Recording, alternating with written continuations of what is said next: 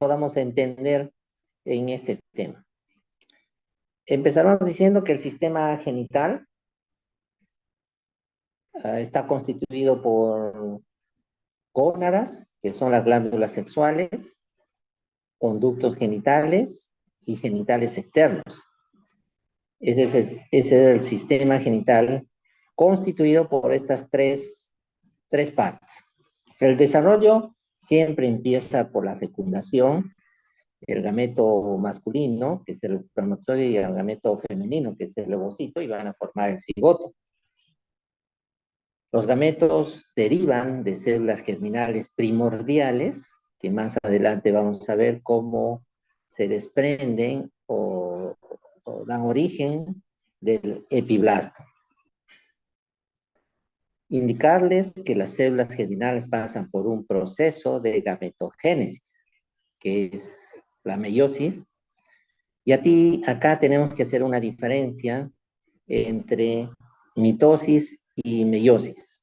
En forma general, diremos que la mitosis es un proceso en el cual una célula se divide y dan origen a dos células hijas idénticas que tienen la misma carga genética. En cambio, de meiosis es una división celular de las células germinales para dar origen a gametos tanto masculinos como femeninos.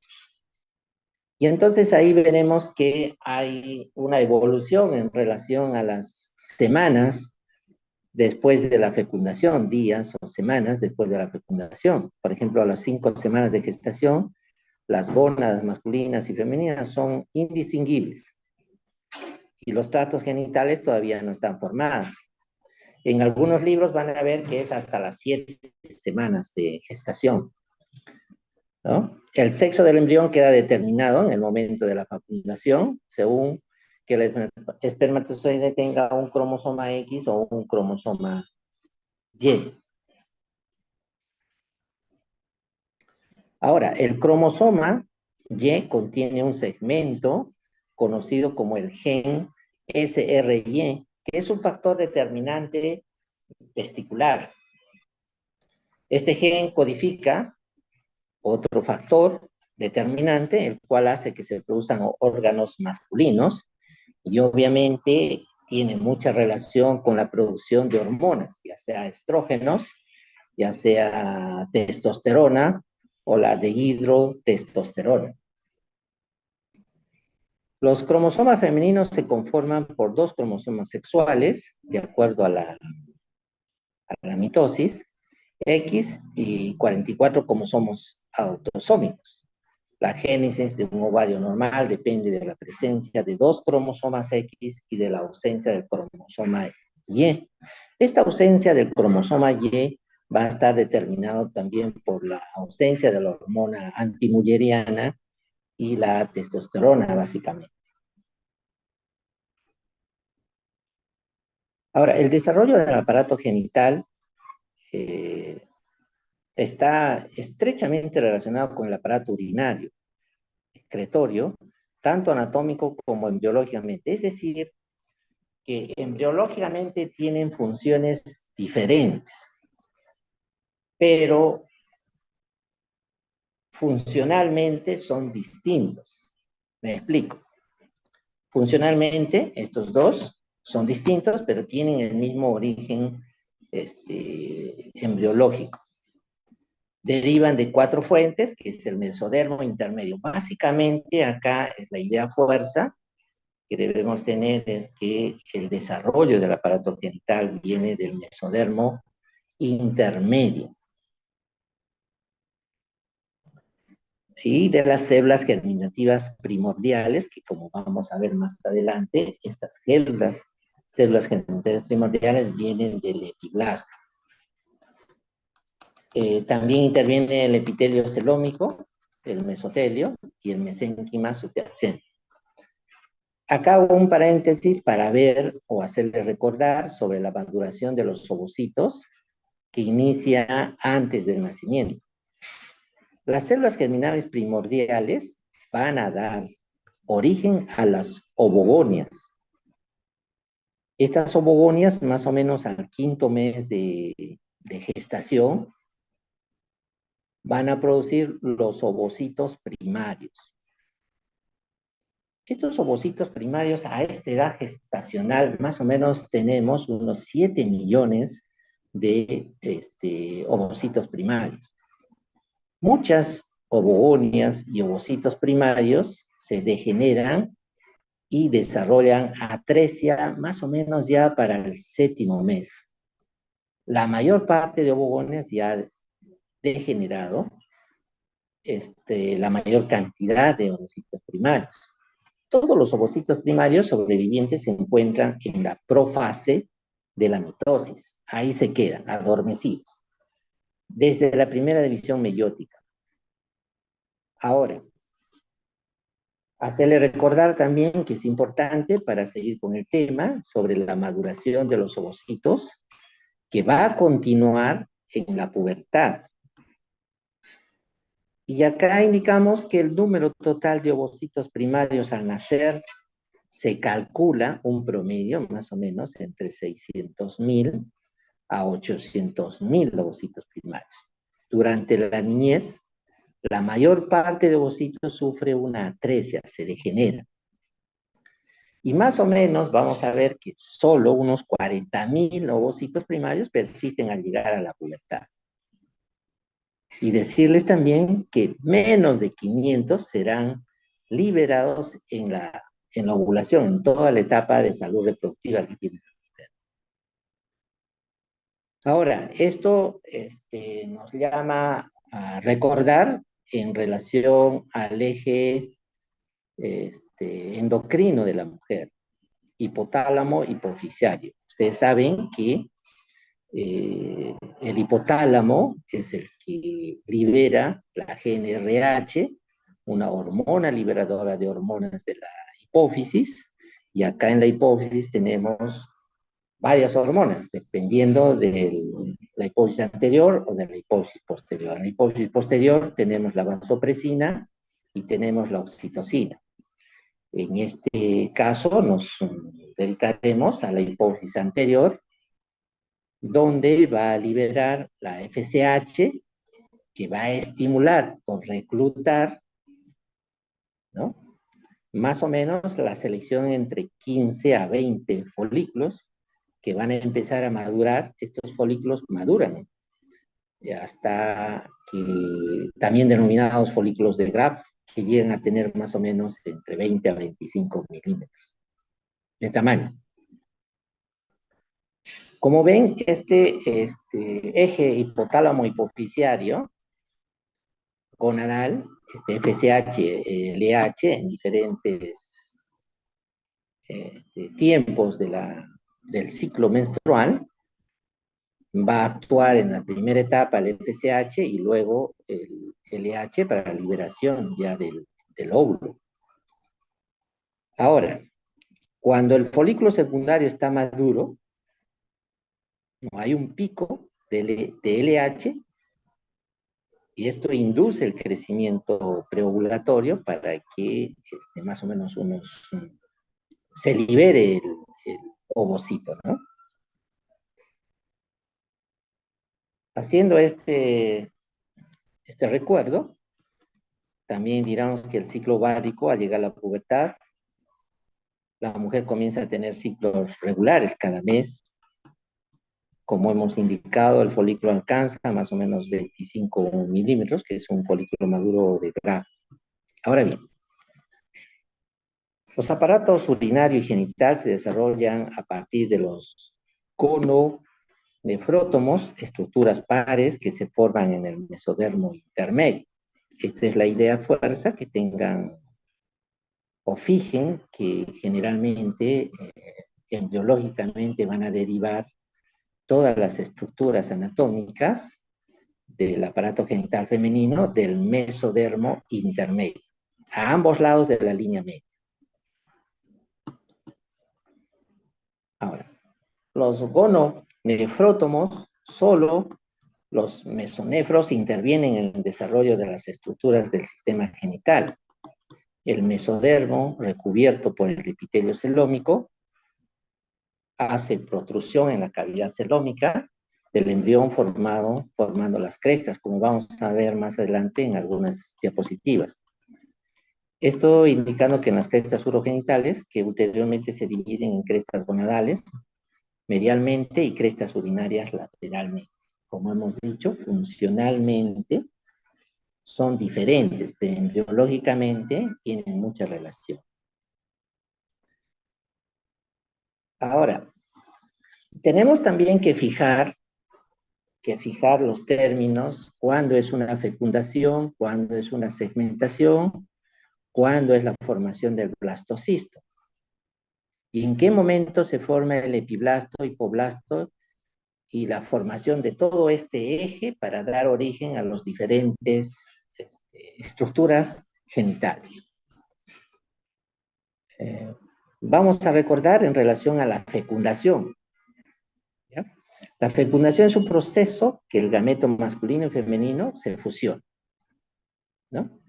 Ahora, considerar que solamente el 1% de espermatozoides depositados en la cavidad vaginal, en el fondo de saco vaginal, solo el 1% de estos espermatozoides ingresan al cervix. Solo el 1%. Esto quiere decir que el promedio de espermatozoides depositados son un promedio de 300 millones, entonces, eh, solo el 1% puede ingresar al cervix. Ahora, el viaje del cuello uterino hasta la trompa lo puede realizar entre 10 minutos a 6 días el espermatozoide. Ahora, la fecundación, como ustedes saben, generalmente se produce en la región apular de la tuba uterina. Pero estos espermatozoides también tienen un proceso de capacitación y reacción acrosómica. Este proceso de capacitación es que ingresa a la corona radiada y también debe ingresar a la zona pelúcida. En este proceso complejo que es la capacitación y reacción cromosómica. Ahora bien, una vez que se produce la fecundación, viene el proceso de segmentación. El proceso de segmentación es el cigoto alcanza una etapa bicelular, lo que nos lleva a estas gráficas, que sufre una serie de divisiones mitóticas. Es decir, primero se va a formar el blastómero, que hay una inclusión de líquido intracelular, y este blastómero hay un proceso de división celular, un proceso de compresión celular, es decir, que estas células se van a dividir en 2, 4, 8, 16, 32, 64, 128. Pero la diferencia es reconocer al blastómero y en qué momento pasa a ser una mórula. Se indica que la mórula ya tiene 16 células. Y esta mórula se va a convertir en blastocisto.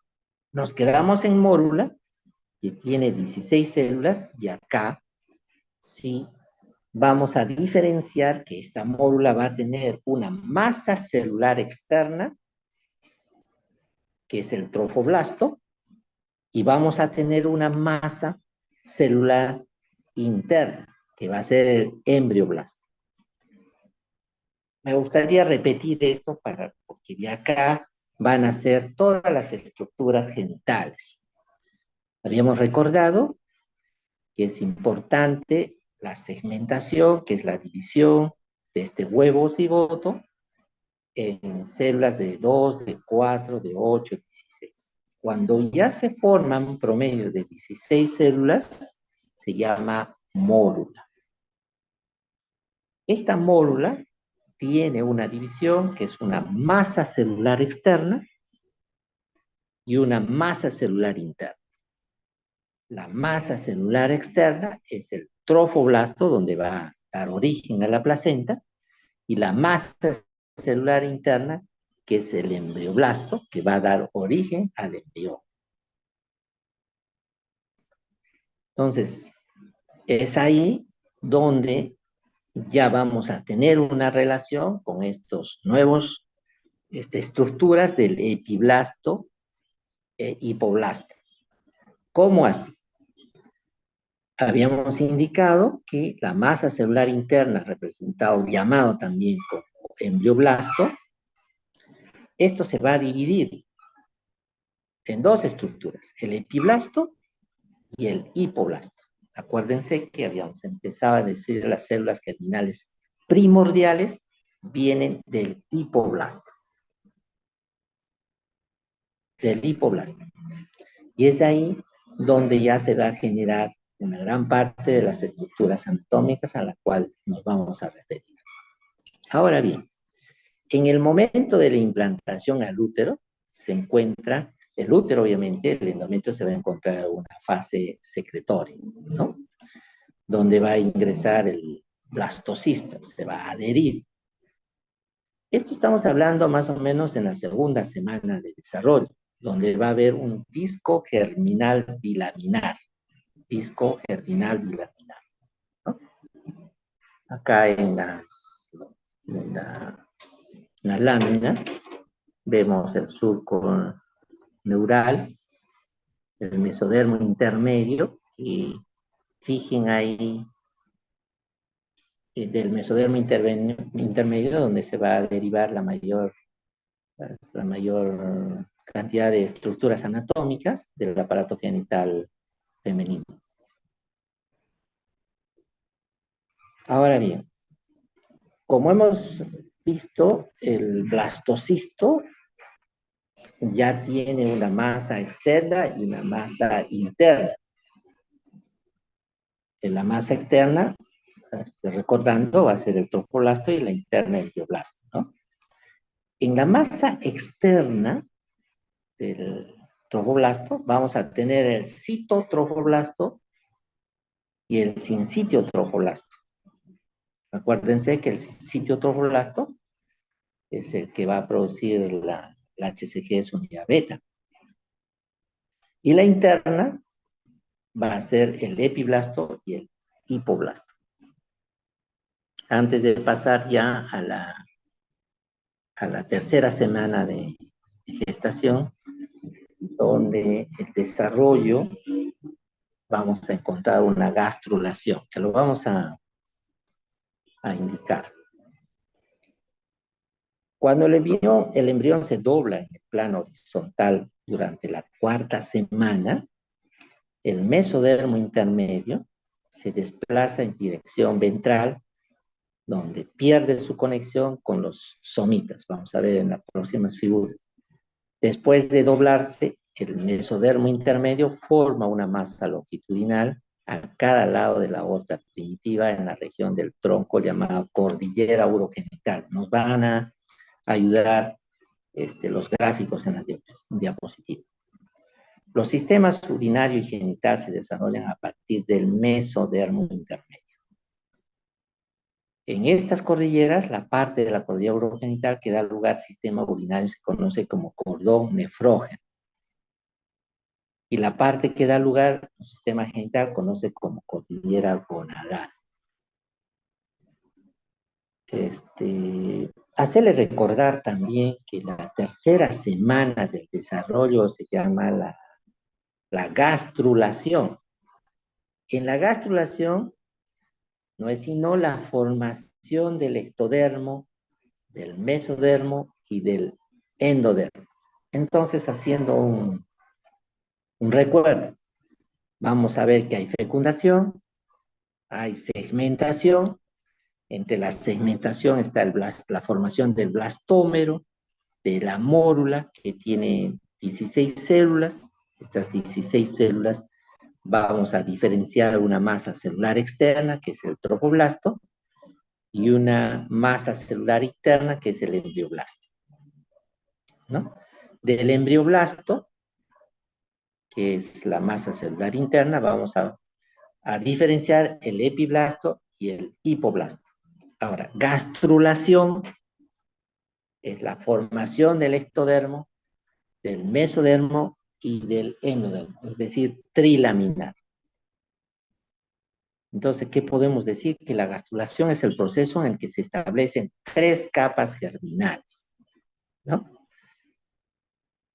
En relación al mesonefros, existe además una estructura tubular que corre en sentido longitudinal al eje mayor del gononefrotomo, que es el conducto mesonéfrico de Wolff. En realidad vamos a tener dos conductos, el conducto mesonéfrico de Wolff y el paramesonéfrico de Müller. Vamos a tener mucho énfasis en el paramesonéfrico de Müller. En relación al mesonéfrico de Wolff, una invaginación del epitelio celómico sobre el borde lateral de cada cresta gonadal da origen a los conductos. Este es en el sexo masculino. Y paramesonéfrico de Muller, que queda incluido en el mesodermo mesonéfrico. Estos dos pares de conductos constituyen los esbozos al final de los genitales internos. Como hemos dicho anteriormente, el sexo femenino, ante la ausencia de la hormona antimulleriana, los conductos paramesonéfricos de Muller forman las tubas uterinas. Es decir, que tenemos estimulación de estrógenos, ¿no? Y ausencia de testosterona y ausencia de la hormona antimulleriana. Entonces, cuando hay la formación de estos conductos paramesonéfricos de Muller, forman las tubas uterinas, las trompas uterinas, el útero y el tercio superior de vagina. Miren, esto clínicamente es muy importante en relación a la anatomía también.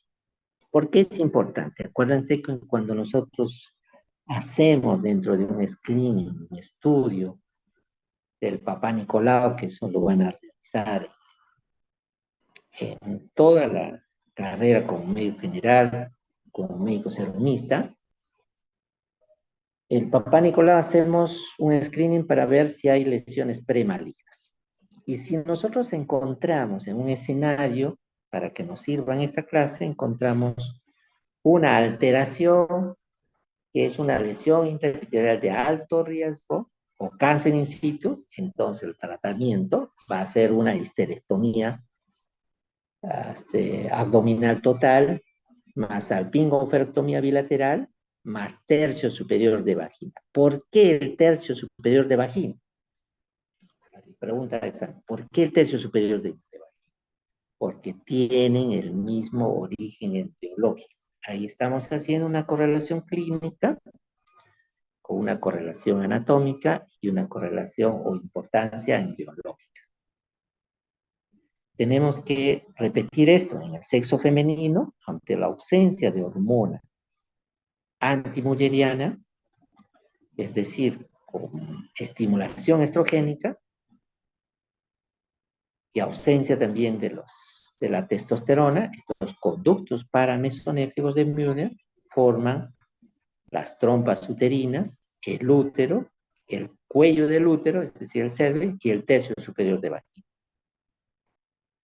En este caso, los conductos de Wolff degeneran en el feto XX por falta de andrógenos, tanto que los conductos de Müller regresan en el feto XY por acción de la hormona antimulleriana.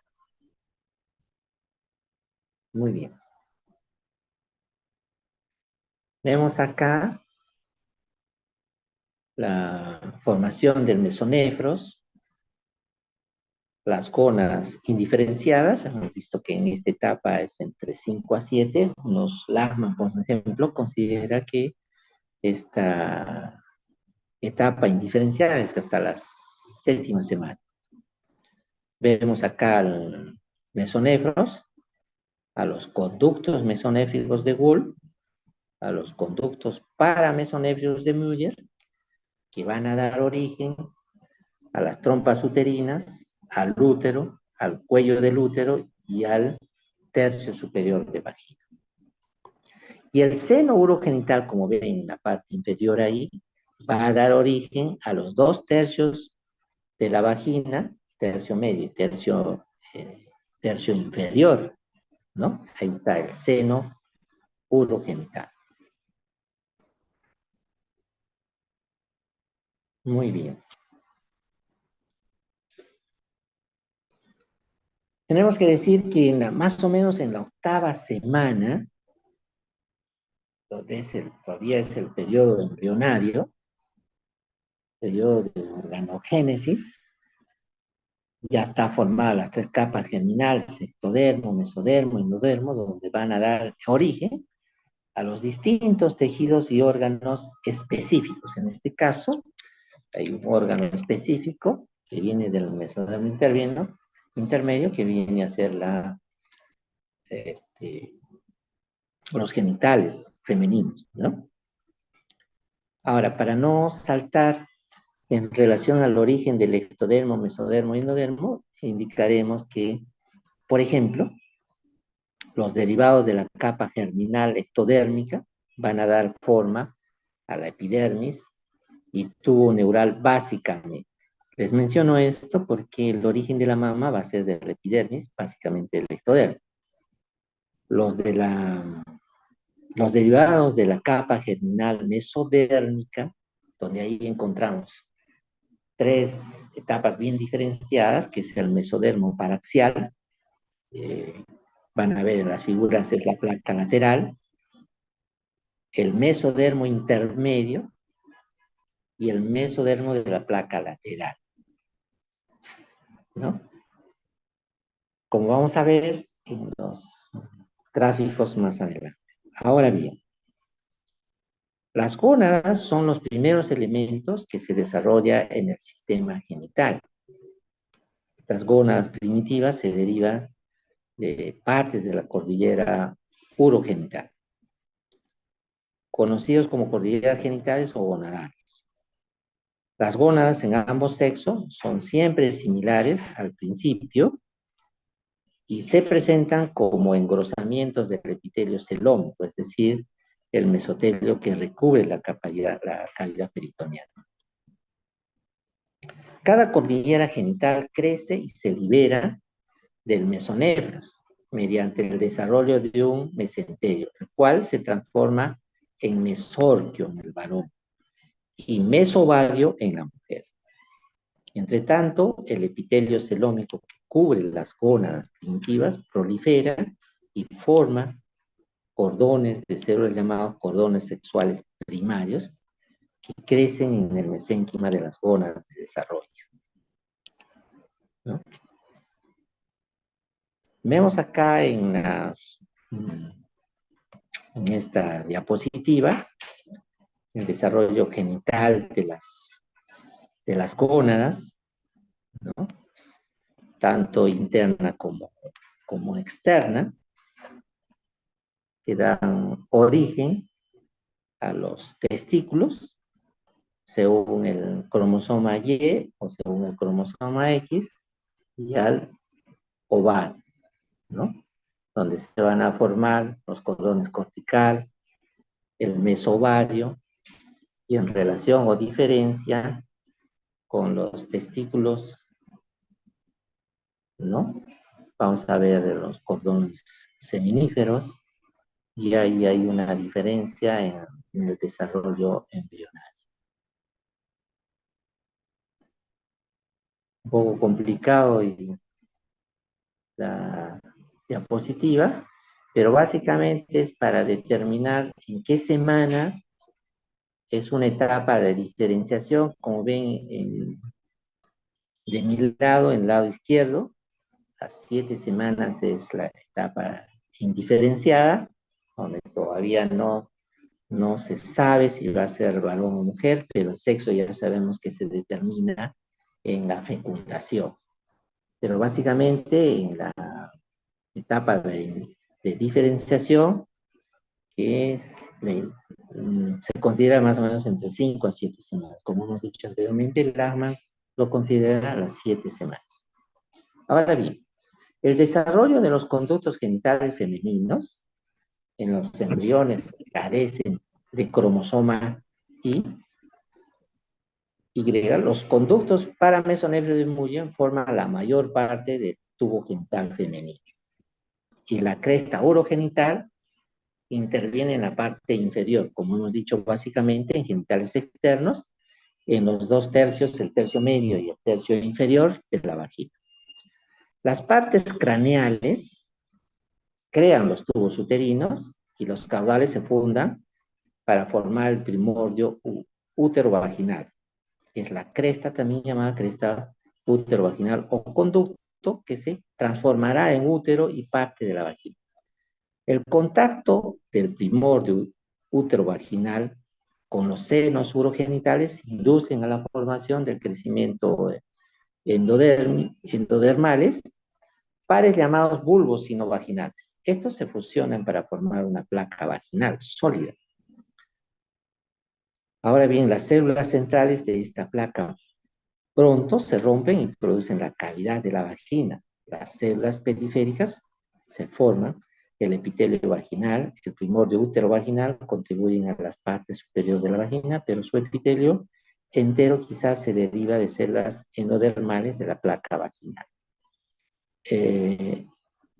Están cargadas las diapositivas, pero básicamente les voy a mandar, hago paréntesis acá, un resumen del Lachman del aparato genital que va a contribuir a esta disertación para decirles que les va a ayudar para el examen. De ahí voy a sacarlo del examen, que inmediatamente terminando la clase les voy a mandar ese resumen del Lachman. Como hemos indicado anteriormente, el desarrollo de la vagina, ¿no? Los conductos paramesonéfricos entran en contacto con el seno urogenital. Surgen invaginaciones sólidas a partir de la porción pélvica del seno. Recordando del conducto paramesonéfricos, viene la trompa uterina, el útero, el cervix y el tercio superior de la vagina, ¿no?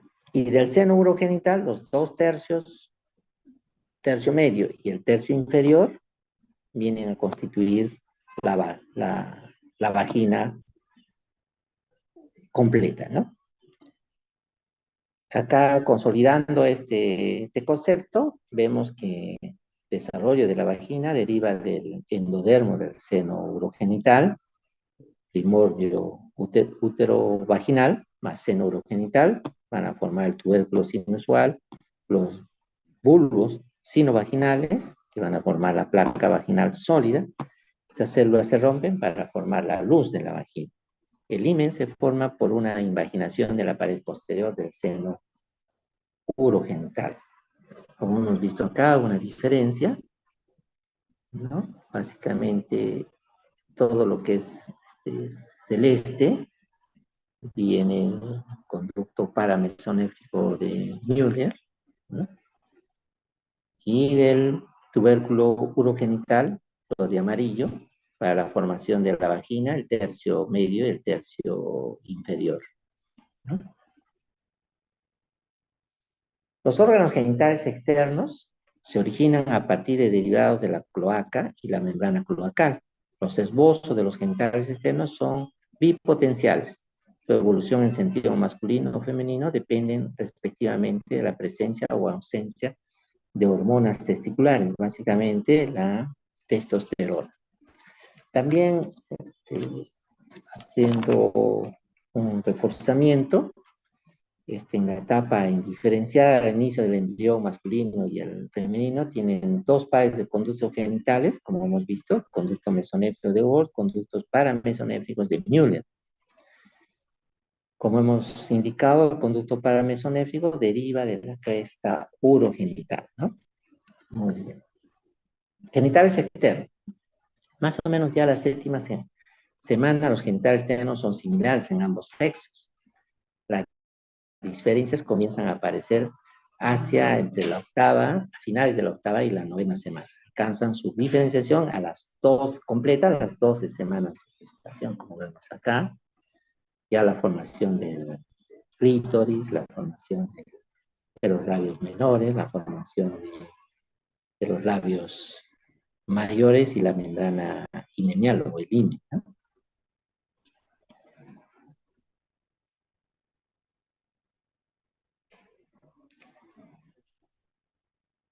Ahí vemos cómo es los del tubérculo genital, los pliegues urogenitales y su engrosamiento para la respectiva diferenciación, tanto masculina como femenina, que viene de la membrana urogenital. Acá básicamente para determinar en relación a los días o semanas en qué momento se va formando las diferentes estructuras embriológicas, cuál es su formación final, ¿no? Es un cuadro donde nos hace notar la diferenciación.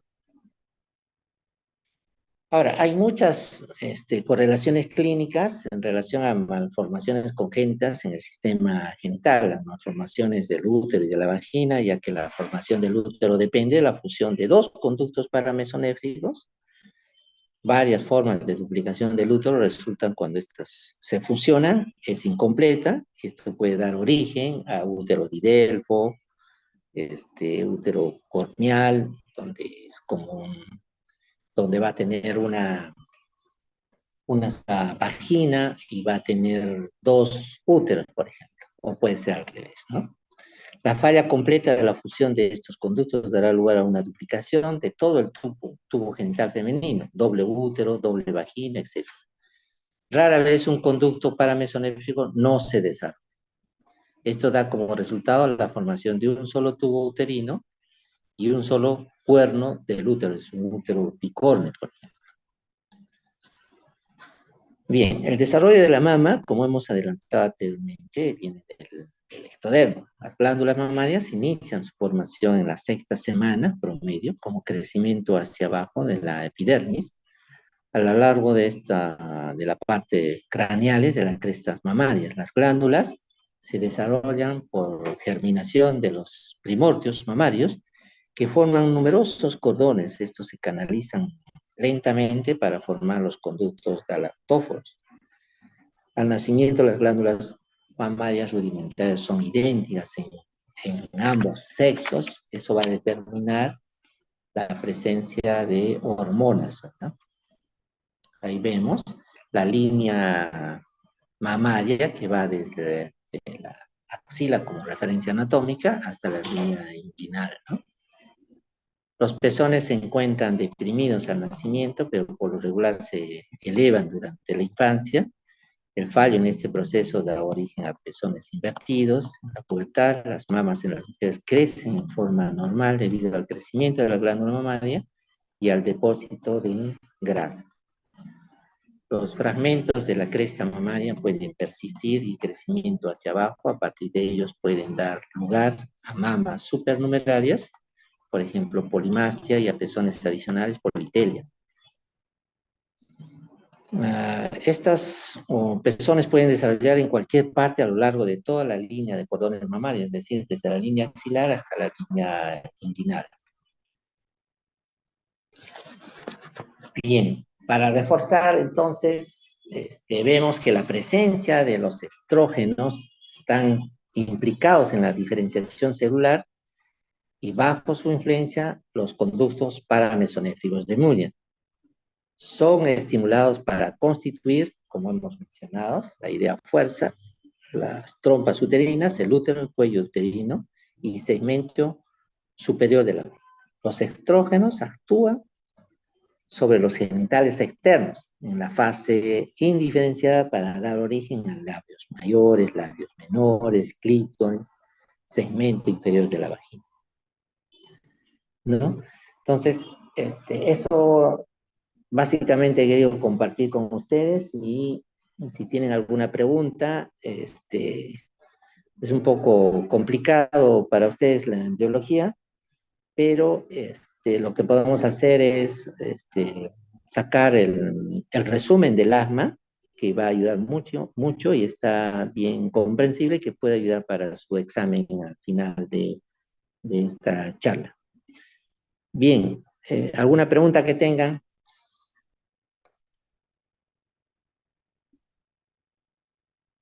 Hola.